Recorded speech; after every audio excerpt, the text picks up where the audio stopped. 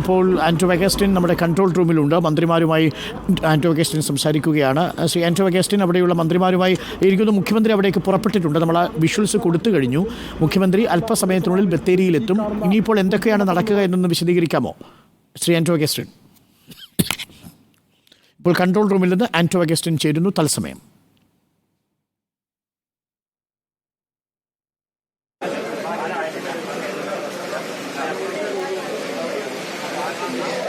അരുൺ ഇപ്പോൾ എൻ്റെ കൂടെ ഉള്ളത് മേജർ ജനറൽ മാത്യു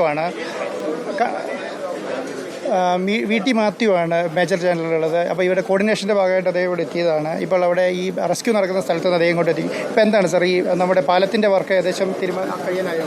പാലം തീരാറായി. 12 മണിയോടുകൂടി പാലം തീരും. അപ്പോൾ ഞങ്ങൾക്ക് പാലം എല്ലാവർക്കും വേണ്ടി ഓപ്പൺ ചെയ്യാൻ പറ്റും 12 മണിയോടുകൂടി. ഇപ്പം ആർമിയുടെ ഫുൾ യൂണിറ്റുകൾ ഇങ്ങോട്ട് വരുന്നത്, പുതിയ യൂണിറ്റ് എന്തെങ്കിലും വരുന്നുണ്ടോ സാർ? ആർമിയുടെ യൂണിറ്റുകളെല്ലാം ഇവിടെ എത്തിക്കഴിഞ്ഞു.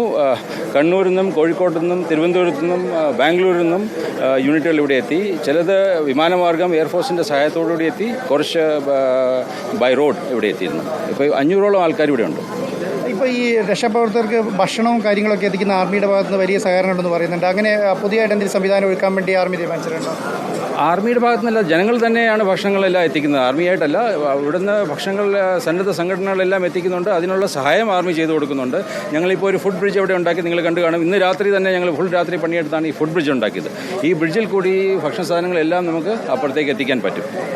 ഇനി പുതിയ ഹിറ്റാച്ചി അങ്ങനെയുള്ള വാഹനങ്ങൾ, പിന്നെ റെസ്ക്യൂവിന് ആവശ്യമുള്ള വാഹനങ്ങൾ എന്തെങ്കിലും പുതിയതായിട്ട് എത്തിക്കാൻ വേണ്ടിയിട്ടുള്ള ശ്രമം നടത്തുന്നുണ്ട്. എല്ലാ സാധനങ്ങളും ഇനി ആവശ്യമുള്ള എത്തിക്കും. ഓൾറെഡി ഇവിടെ ഉണ്ട്, പക്ഷേ അത് കടക്കാൻ പറ്റുന്നില്ല. ബിക്കോസ് പാലമില്ലായിരുന്നു. ഇപ്പോൾ പാലമുള്ള സ്ഥിതിക്ക് ഇവിടെ കുടുങ്ങി കിടക്കുന്ന ഹിറ്റാച്ചിയും ബാക്കിയുള്ള എർത്ത് മൂവിങ് എക്യുപ്മെൻ്റ് എല്ലാം നമുക്ക് അങ്ങോട്ട് കടത്താൻ പറ്റും.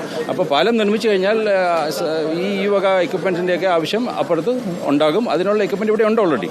ഇപ്പോൾ 12 മണിയോടുകൂടി അത് പാലത്തിൻ്റെ എല്ലാ വർക്കുകളും തീർച്ചയായിട്ടും. വേറെ ഒന്നും സംഭവിച്ചില്ലെങ്കിൽ ഇപ്പോൾ പോകുന്ന സ്പീഡ് അനുസരിച്ച് 12 മണിക്ക് ഞങ്ങൾക്ക് വേണ്ടി തുറന്നു കൊടുക്കാൻ സാധിക്കും. ഈ ആർമിക്ക് എത്തിച്ചേരാൻ പറ്റാത്ത സ്ഥലങ്ങൾ ഈ ഏരിയയിലുണ്ടോ ഇപ്പോൾ? ഇല്ല, ആർമിക്ക് എല്ലാ സ്ഥലത്തും എത്തിച്ചേരാൻ പറ്റും. ചില സ്ഥലത്ത് വാഹനങ്ങൾക്ക് പോകാൻ പറ്റില്ല, അതാണ് പ്രശ്നം. അല്ലെങ്കിൽ ആർമിക്ക് എത്തിച്ചേരാൻ പറ്റാത്ത ഒരു സ്ഥലവുമില്ല. പക്ഷേ വാഹനങ്ങൾക്ക് ചെല്ലാൻ പറ്റാത്ത സ്ഥലങ്ങൾക്ക് വേണ്ടി ഞങ്ങൾ റോഡ് തുറന്നു കൊടുക്കും. ഇപ്പോൾ ആർമി മറ്റുള്ള സ്ഥലങ്ങളിൽ വെയിറ്റ് ചെയ്യുന്ന ഈ റെസ്ക്യൂ ഓപ്പറേഷനിലെ എക്യുപ്മെന്റ്സ് എത്താൻ വേണ്ടിയിട്ടാണോ വെയിറ്റ് ചെയ്യുന്നത്? അല്ല, ഈ പറയുന്ന റെസ്ക്യൂ ചെയ്യുന്ന സ്ഥലങ്ങളിൽ ആർമി വെയിറ്റ് ചെയ്യുന്നുണ്ടോ? ഇങ്ങനെ വണ്ടി എത്താത്ത പ്രശ്നങ്ങളുണ്ടോ? ഇല്ല, ആർമി എങ്ങും വെയിറ്റ് ചെയ്യുന്നില്ല. ഞങ്ങൾ ഓൾറെഡി എല്ലാ സ്ഥലങ്ങളിലും, ഈവൻ എത്ര വിദൂരമുള്ള സ്ഥലമാണെങ്കിലും കട്ട് ഓഫ് ചെയ്ത സ്ഥലമാണെങ്കിലും അവിടെ എല്ലാം ആർമി ഉണ്ട്. പക്ഷേ ഈ എക്യുപ്മെന്റ് എത്താനായിട്ട് ഒരു പ്രശ്നമുണ്ട്, അത് മാത്രമേ ഉള്ളൂ. അല്ലെങ്കിൽ ആർമി ട്രൂപ്സ് എല്ലാ സ്ഥലത്തും ഉണ്ട്. ഈ സംസ്ഥാന സർക്കാരിന്റെ ഭാഗത്തുനിന്ന് എന്തെങ്കിലും സപ്പോർട്ട് ആർമിക്ക് ആവശ്യമുണ്ട്? കംപ്ലീറ്റ് സപ്പോർട്ട് കിട്ടിയിട്ടുണ്ട്. കർണാടക ഗവൺമെന്റും കേരള ഗവൺമെന്റും ഞങ്ങൾക്ക് സപ്പോർട്ട് ചെയ്തു.